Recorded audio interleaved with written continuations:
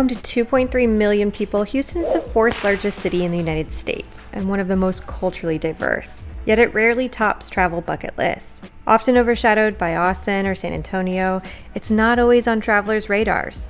But it should be, because beyond the chaotic highways and stifling humidity lies a cultural powerhouse where global flavors, innovation, and art collide in the most unexpected ways. And in this video, you'll see why Houston defies what most people think about Texas entirely, and why it's absolutely worth visiting. Heads up, you don't want to watch this on an empty stomach. We'll be showing a lot of incredible food because it's one of the things Houston does best. From mouth-watering barbecue to authentic international plates and a surprisingly rich art scene, travel with us as we show you the best of Houston. From what to eat, what to do, and why this city may just surprise you. This is Houston!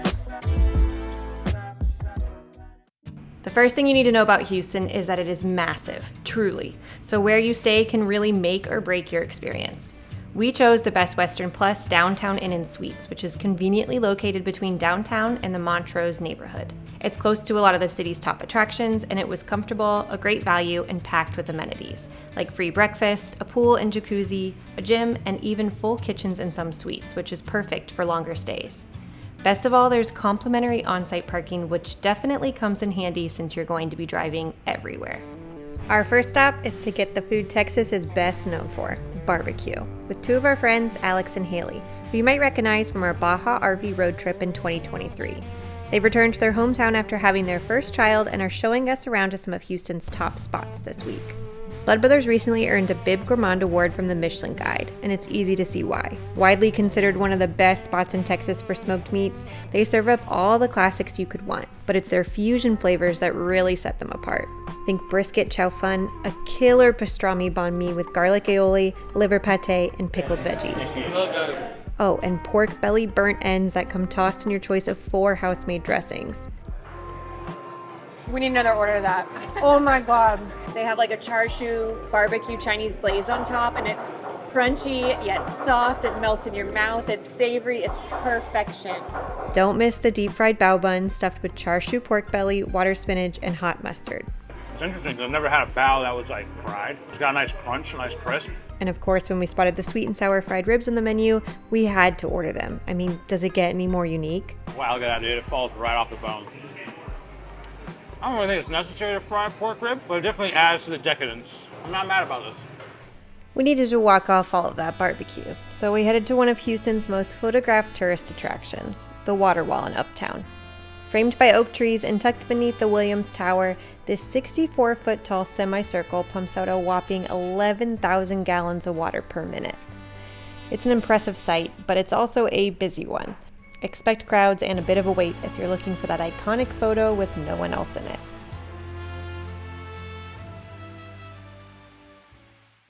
Leaving the selfie-crazed crowds behind, we headed to Buffalo Bayou Park, a 160-acre green space meandering along the bayou's edge just west of downtown. It's a local's paradise for outdoor activities. This is a great park. We've come to love going to city parks like this. They just offer so much like nature and serenity in the middle of a concrete jungle. And Buffalo Bayou Park is just huge. I love how much it offers residents, that it has concerts and the skate park and all of these beautiful paths that offer like shade and reprieve from this insane heat. That's one thing you need to know about Houston is it is hot. It is humid. It's gonna feel like you are in a swamp if you come anytime between late May to like early November. The winter time does get quite chilly, so it's an ideal time to come, or early spring. We're here at the end of May, and I'm gonna tell you right now, summer is here in full swing.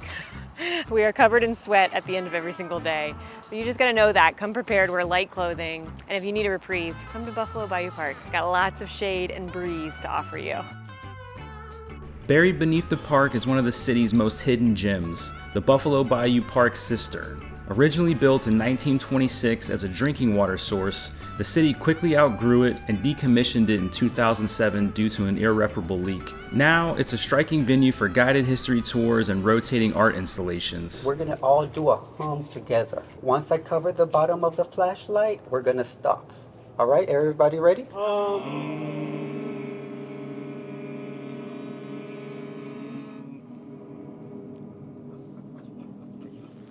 Can you get a feel for the space? Wow. Listen, we're all gonna clap together. 1, 2, 3. Is that bigger now? All right, now to do the light exercise.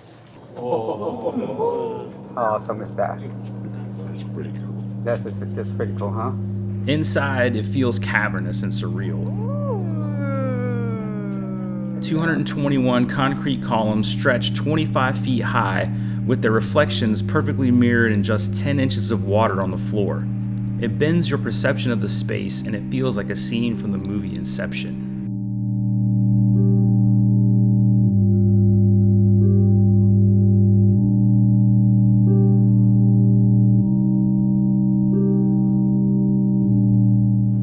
This is so cool. I'm glad we did this. You do have to book this in advance, so make sure you reserve. We had a lot of people in this tour group and it was sold out, so do this at least a week before you're coming if you want to secure your spot, but definitely so cool. The one benefit of coming in the summertime, though, is that you get to see the Mexican bats that fly from Waugh Bridge. You can go up to the bridge and watch it for free, but we're getting a different vantage point, taking a bayou tour. So we're gonna be hopping on this boat, doing about an hour to an hour and a half cruise down the river, and getting to see Houston from a whole different vantage point. This is another activity you definitely want to book early. I'll have links for you to book right here and in the description below. The waters of Buffalo Bayou are far from pristine. You won't catch locals swimming or fishing here unless they're in it for the sport. But murky as it may be, this bayou is teeming with life. It's one of the most biodiverse stretches in Houston, home to nearly 100 species of birds, plus turtles, rabbits, snakes, and even the occasional bobcat, alligator, or otter. Tucked beneath the Waugh Drive Bridge lives a year-round colony of Mexican free-tailed bats. These tiny mammals weigh about as much as 2 quarters, but what they lack in size, they make up for in number. Every evening, just after sunset, about 250,000 of them spiral out in swirling waves, riding the warm air over the bayou in search of mosquitoes, moths, beetles, and other nocturnal insects. Their chaotic flight draws the attention of hawks and other predators, but the bats don't flinch. It's instinct, survival, raw nature on full display. It's mesmerizing to watch, all this wild beauty unfolding against the backdrop of the Houston skyline. There's so many. This is one of the rarest wildlife moments we've seen in our travels, and a true privilege to behold in such a major city. Just one ask: leave the drones at home. The noise and propeller vibrations are seen as a threat by the bats and will hinder their emergence and your experience.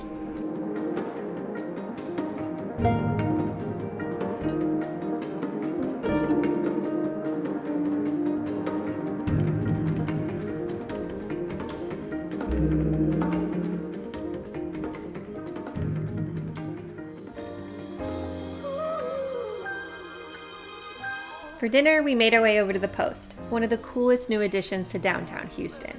This massive, reimagined post office has been transformed into an awesome mixed-use space, with offices, a music hall, event space, and an expansive food court.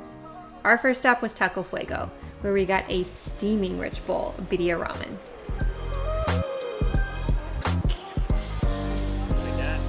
Quesadilla, baby. Oh yeah.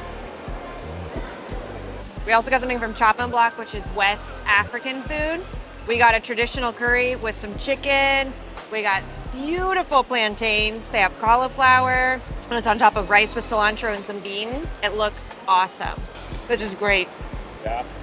This market is amazing. You could come here like every day and try something new. It's great if you have a group because there's so many options for everyone. I would check reviews online. I'd love to say everything is amazing here, but I mean, You can't know. I can't know. But this is good. We can speak for this.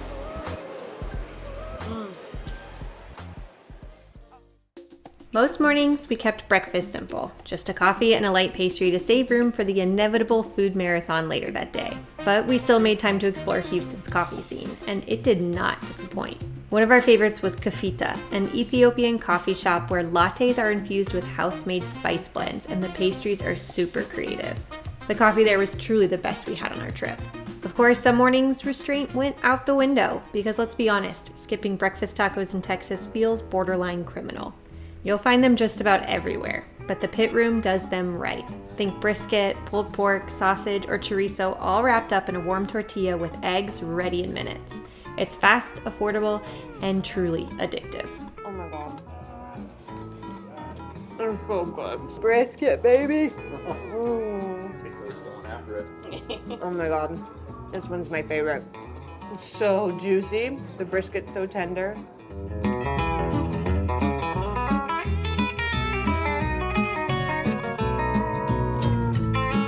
Be prepared to spend a lot of time behind the wheel on your trip to Houston. It is a massive, massive city, and it's really widespread. Plan to rent a car while you're here. The roads can be really, really crazy. There's a lot of construction and potholes. Everything takes about 15 to 20 minutes to get around. If it's rush hour, triple that. It's absolute madness driving at rush hour. And if they try and sell you on the toll packages when you are renting your car, make sure that you deny that, because there's a lot of options that aren't just the toll roads, so don't let them fool you like they did with us.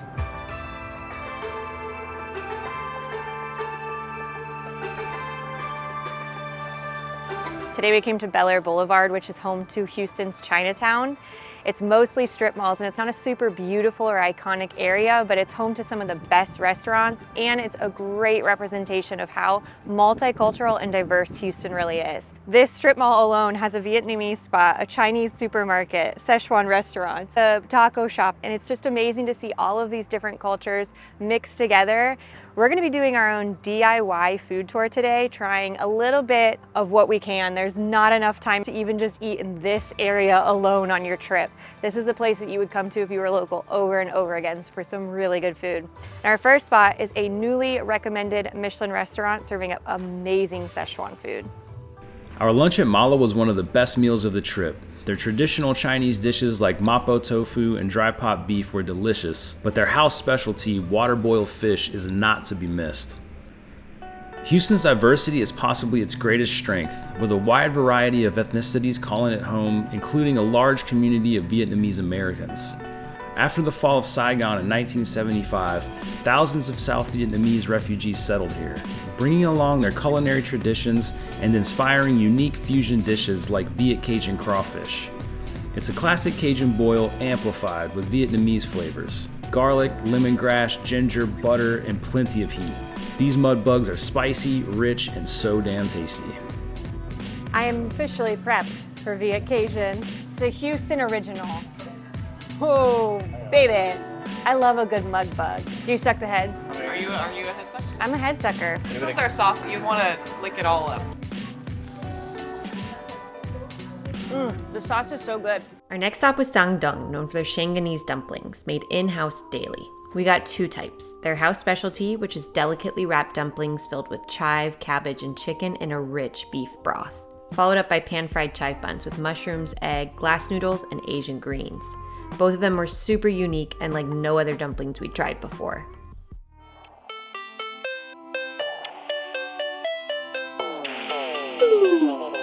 I'm so excited for this. We came to R&B, which is known for their boba teas. Dennis got no boba, but a oolong milk tea, and I got a rose oolong milk tea with boba. It's not too sweet, refreshing, because it is so hot today. But I'm so impressed with this area. We got to try so much amazing food today. Come explore for yourself. The only thing that rivals Houston's food scene is its art collection. Houston is home to 19 world-class museums, most of which are located in the city's museum district. Possibly the most popular is the Museum of Fine Arts, known for its prestigious collection of antiquities and contemporary works spread across several buildings on a 14-acre campus. During our visit, we caught A.A. Murakami's Floating World, a multi-sensory installation that explores the elements of nature in surprising and immersive ways.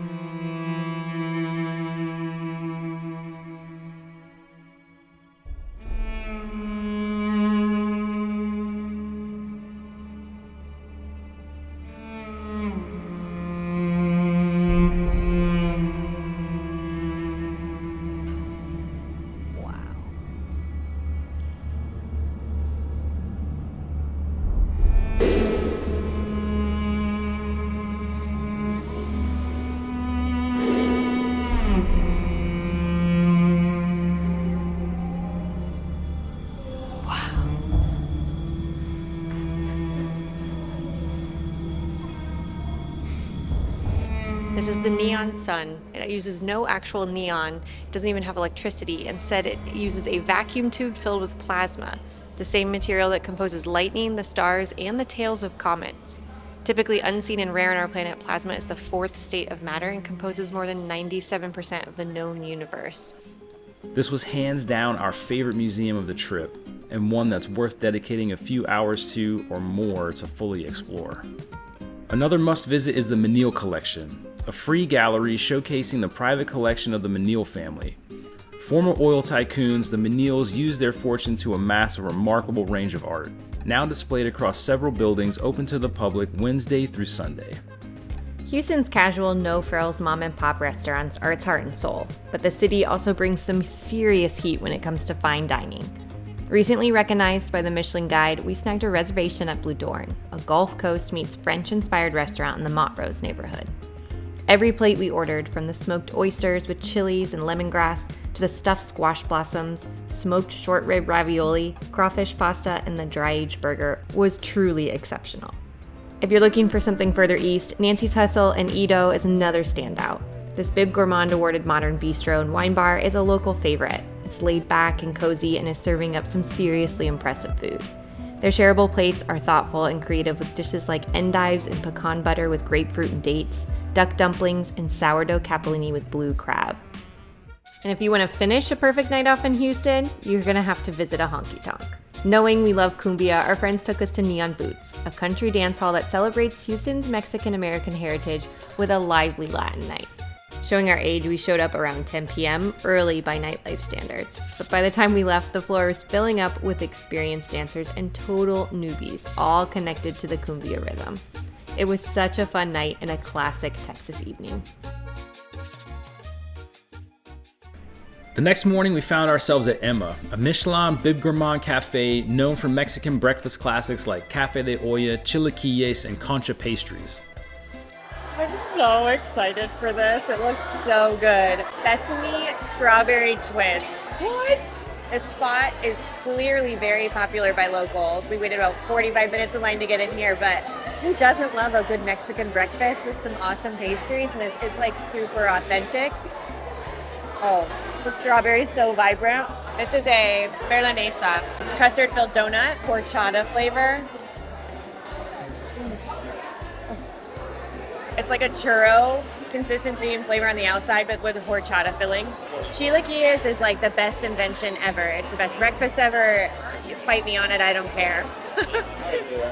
It's just super crisp tortilla. They cover them in either a red or green sauce. This one adds brisket, crema, red onion, cilantro. So good. We also ordered their chicharron, crispy fried pork belly with grilled onions, peppers, beans, and house-made tortillas. Unregretfully stuffed once again, we rolled ourselves back to the Post. This time to check out its rooftop, Skylawn, a 5-acre park with killer views of the skyline and a surprising amount of green space. There's even a 1-acre urban farm up here, run by the Blackwood Educational Land Institute. It's an impressive example of urban horticulture. Using just 12 inches of lightweight soil, they grow everything from fennel and strawberries to kale, sunflower, and medicinal herbs. It's the largest rooftop farm in Texas and one of the biggest in the world. Built to achieve a closed-loop food system with 0 miles from farm to fork and minimal emissions. It is awesome. I'm so glad we came back to come to the rooftop. I love that they reused the old post office building rather than tearing it down, causing a lot of waste. They ended up saving 88% of the building from going into a landfill. They do lots of events up in the Skylawn area. Right now it's closed down because they were supposed to be having a private event today, but they do yoga on the lawn. They have a farmer's market the first and third Sunday of every single month. They do private garden tours as well. I think you can come volunteer here. I love this space. If I lived here, I would definitely utilize it all the time.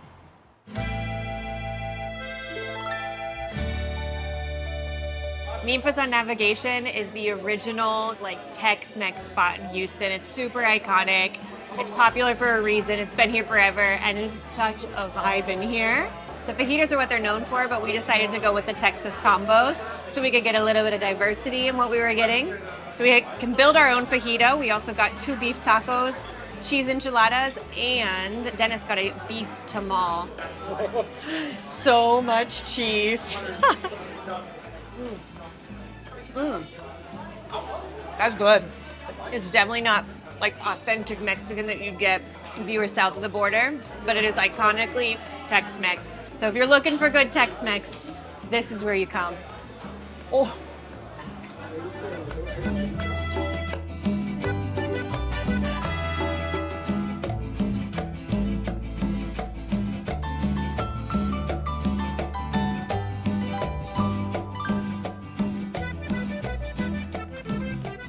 Another fantastic park. I'm impressed with Houston's parks. It's greener than I expected it to be.